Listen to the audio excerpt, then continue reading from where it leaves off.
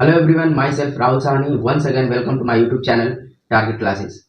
पिछले वीडियो में हमने पढ़ा पार्ट्स ऑफ स्पीच के कितने प्रकार होते हैं और उनमें से हमने सबसे पहला नाउन को डिस्कस किया, जिसमें हमने ये जाना कि नाउन किसे कहते हैं और नाउन के कितने प्रकार होते हैं, जिसमें से हमने एक प्रॉपर नाउन और कॉमन नाउन को पिछली वीडियो में डिस्कस किया।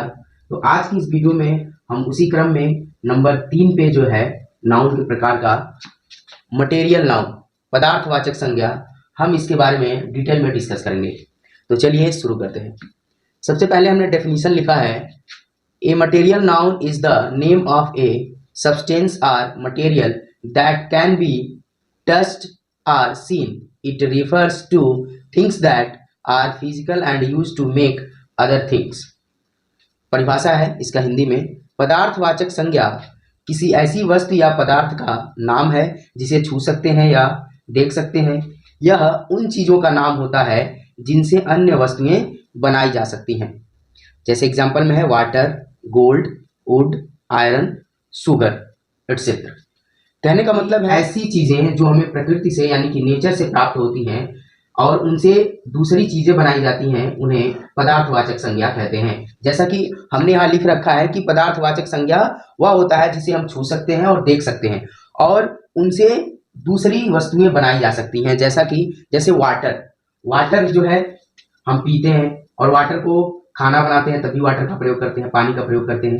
तो पानी को मिला करके हम दूसरी चीजें बना सकते हैं। गोल्ड यानी कि सोना जो है हमें प्रकृति से प्राप्त होता है और इसे देख भी सकते हैं और छू भी सकते हैं। तो गोल्ड जो है वो क्या है, वो पदार्थवाचक संज्ञा है और गोल्ड से हम ज्वेलरी वगैरह बनाते हैं।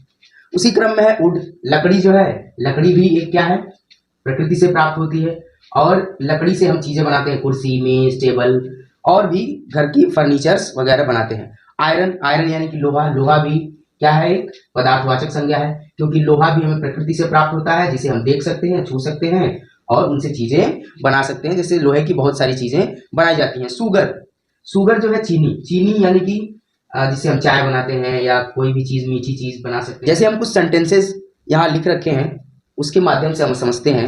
We drink water every day. हम प्रतिदिन पानी पीते हैं। तो इसमें वाटर जो है, वाटर क्या है, मटेरियल नाउन है, ठीक है। उसी क्रम में दूसरा है, this ring is made of gold, यानी कि this ring is made of gold, यह अंगूठी सोने की बनी हुई है, सोने से बनी हुई है। तो गोल्ड जो है क्या है, मटेरियल नाउन है, पदार्थवाचक संज्ञा है और सोने से क्या बनाई गई है, अंगूठी बनाई गई है। तो क्या हो गया, गोल्ड क्या हो गया, मटेरियल नाउन हो गया। उसी क्रम में तीसरा है, we will make a new shirt from this cloth, कि हम इस कपड़े से एक नया शर्ट बनाएंगे, नया कमीज बनाएंगे। तो इसमें शर्ट तो बनाएंगे, लेकिन जो क्लोथ है वो क्या है, जो कपड़ा है वो हमें, जो कपड़ा जिस चीज से बनता है वो हमें किससे प्राप्त होता है, नेचर से प्राप्त होता है। और क्लोथ जो है, और हमने पढ़ा कि मटेरियल नाउन उसे कहते हैं जिनसे चीजें बनाई जाती हैं। तो क्लोथ जो है वो क्या हो गया, मटेरियल नाउन यानी कि पदार्थवाचक संज्ञा हो गया। उसी क्रम में नंबर 4 है, we need sugar to make this cake. हमें इस केक को बनाने के लिए किसकी जरूरत पड़ेगी, चीनी की जरूरत पड़ेगी। तो शुगर जो है क्या है, सब्सटेंस है, यहां पे शुगर क्या हो जाएगा, मटेरियल नाउन होगा। तो आशा करता हूं कि आपको मटेरियल नाउन अच्छे से समझ में आया होगा। इसी क्रम में अगला है नंबर 4, कलेक्टिव नाउन। तो चलिए उसको समझते हैं। कलेक्टिव नाउन क्या होता है और कलेक्टिव नाउन किसे कहते हैं। कलेक्टिव नाउन समूहवाचक संज्ञा। हमने यहाँ डेफिनेशन लिखा है, a collective noun is a word used to describe a group of people, animals or things as a single unit. परिभाषा है हिंदी में, समूहवाचक संज्ञा वह शब्द होता है जिसका प्रयोग लोगों, जानवरों या वस्तुओं के समूह को एक इकाई के रूप में दर्शाने के लिए किया जाता है। ऐसे शब्द जो एक समूह को दर्शाएं वही कलेक्टिव नाउन होते हैं। जैसे हमने एग्जाम्पल लिखा है, क्राउड का मतलब होता है भीड़, लोगों की जो भीड़ होती है। तो जो भीड़ होती है, लोग एक जगह समूह में होते हैं, एक जगह इकट्ठा होते हैं, तो उसे हम कहते हैं क्राउड। तो क्राउड जो लोगों की भीड़ है वो क्या हो गया, कलेक्टिव नाउन। उसके बाद दिया है फॉक, जो फॉक ऑफ बर्ड्स, चिड़ियों का झुंड, तो झुंड जो है, जब चिड़िया एक साथ आती है तो वह झुंड होता है। तो जो झुंड हुआ एक समूह हो गया, तो झुंड भी क्या हो गया, कलेक्टिव नाउन। उसके बाद दिया है टीम। टीम जो होता है वो कई लोगों का एक ग्रुप होता है, एक समूह होता है, तब जाकर के एक टीम बनता है, तो टीम भी क्या हो गया, एक कलेक्टिव नाउन हो गया। आर्मी, आर्मी जो है सैनिक जो होते हैं समूह में होते हैं, यानी कि कई लोग मिलते हैं, कई सैनिक मिलते हैं, तब जाके उसको एक आर्मी कहते हैं, तो ये भी क्या हो गया, कलेक्टिव नाउन हो गया। फैमिली, फैमिली यानी कि परिवार जो है, परिवार में कई लोगों को मिला करके एक परिवार बनता है, तो इसलिए जो फैमिली है, जो परिवार है, वो भी क्या हो जाएगा, कलेक्टिव नाउन। अब इसी को हम सेंटेंस से एक एक करके समझते हैं। The crowd watched the parade, भीड़ परेड देख रही थी।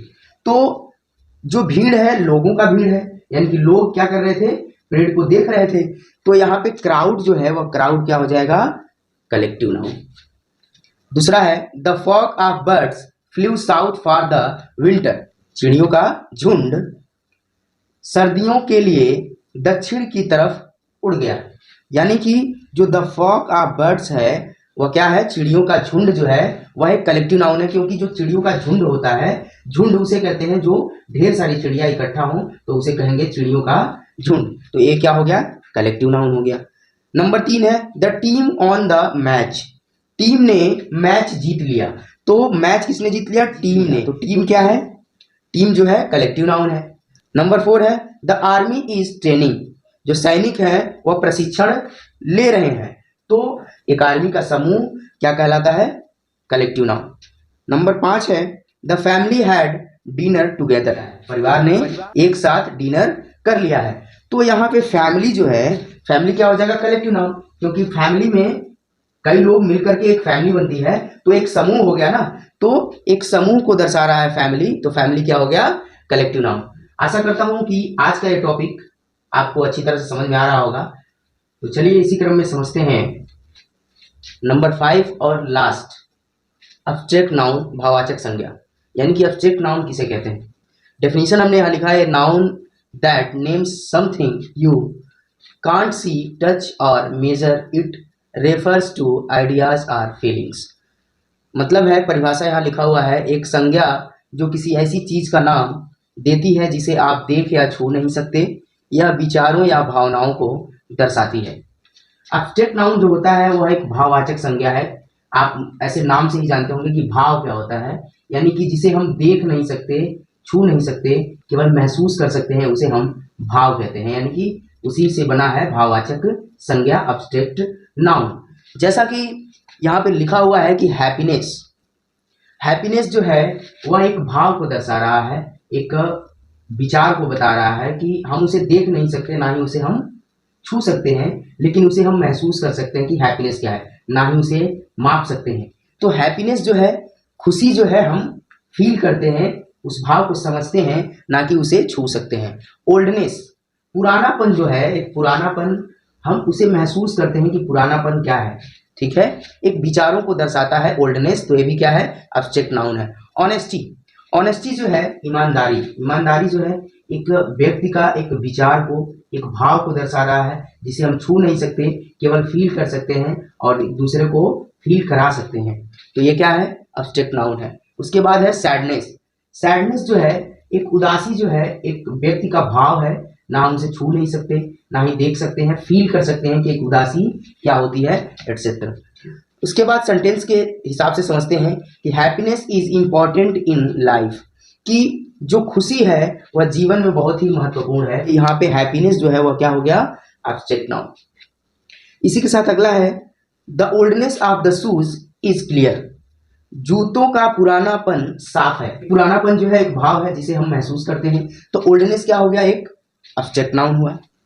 ऑनेस्टी बिल्ड्स ट्रस्ट, जो ईमानदारी है वह विश्वास जगाती है, विश्वास बनाती है, तो ऑनेस्टी जो है यहाँ पे एक भाव है, ईमानदारी, ईमानदारी को हम फील करते हैं और दूसरों को फील करा सकते हैं कि ईमानदारी क्या चीज है, हम उसे छू नहीं सकते, तो ऑनेस्टी क्या हो गया, एब्स्ट्रैक्ट नाउन।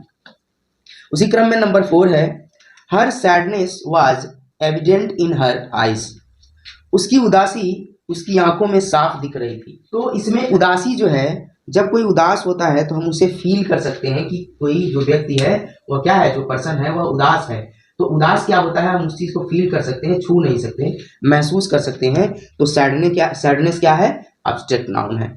उसी के साथ नंबर 5 है patience helps in overcoming difficulties, यानी कि धैर्य जो है हमें कठिनाइयों से पार करने में मदद करती है। तो धैर्य एक ऐसा शब्द है, एक ऐसा भाव है जिसको हम फील करते हैं, हम छू नहीं सकते उसको। तो पेशेंस जो है, धैर्य जो शब्द है वो भी क्या है, एब्स्ट्रैक्ट नाउन है। तो आशा करता हूं कि आज का ये टॉपिक अच्छे से समझ में आया होगा। तो मिलते हैं अगली वीडियो में, जो हमारा टॉपिक होगा प्रोनाउन। इसी के साथ वीडियो को समाप्त करते हैं। धन्यवाद।